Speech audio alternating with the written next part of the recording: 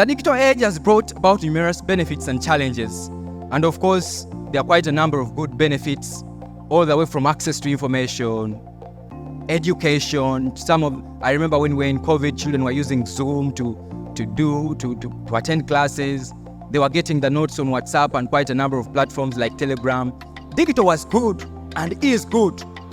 But then there's a windward side to technology that if we as parents do not position ourselves to understand and be able to acquaint ourselves with knowledge, we may not be in position to guide and teach and train our children in the areas that they'll grow in, that when they reach a time when we are no longer there physically present, or we no longer have the authority to sit them down and lecture them, that those ways that we have trained them in, they will not do what?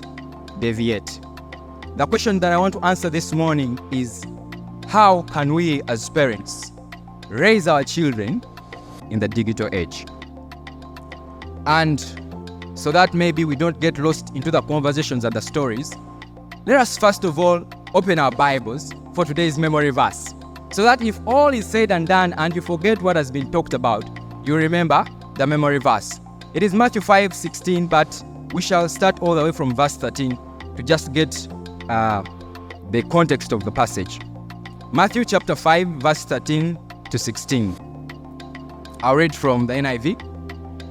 The Bible says in verse 13 that you are the salt of the earth. But if the salt has become tasteless, how can it be made salty again? It is no longer good for anything except to be thrown out and trampled under the foot by men. 14 says that you are the light of the world. A city set on a hill cannot be hidden, nor does anyone light a candle and put it under the basket, but on a lampstand, and it gives light to all who are in the house. Verse 16 then there says that let your light shine before men in such a way that they may see your good works and glorify your good deeds. Matthew 5:16. In the same way, let your light shine before others. Instead of others, we can say, let your light shine before your children, so that they may see. Why do they need to see? With technology and the advance of new media or social media platforms, quite a number of them, countless of them, you can't zero down all of them, but to the common ones and the so used ones that we know here in our country, these platforms bombard information. Platforms like social media that our children get exposed to.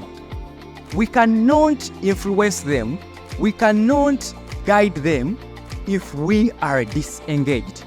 We said as parents we needed to take action, we needed to be proactive, we needed to seek knowledge and guidance.